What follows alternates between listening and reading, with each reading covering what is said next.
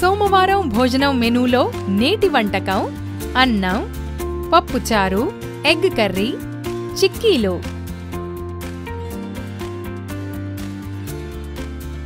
నమస్తే. జగనన్న గోరుముద్దలో ఈరోజు మనం పప్పుచారు ఎలా ఉండాలో చూద్దాం.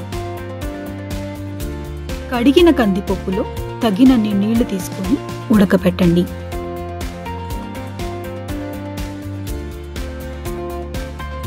పప్పు బాగా ఉడికించిన తర్వాత దాన్ని దించి మెత్తగా మెదపండి. ఉడికించిన కందిపప్పులో ఉల్లిపాయలు, చింతపండు రసం, టమాటాలు, పచ్చిమిర్చి వేసి మళ్ళీ ఉడికించండి.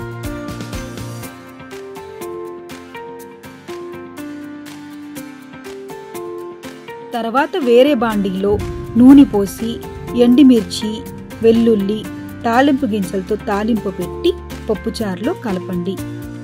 పప్పుచారు రెడీ.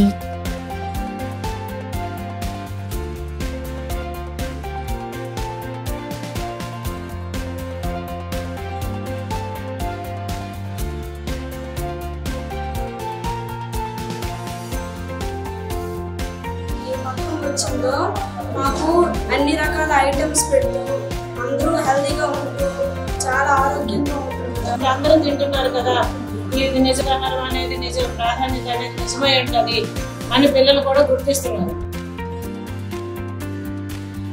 జగనన్న గోరుముద్ద, మన పిల్లలు మన భవిష్యత్తు.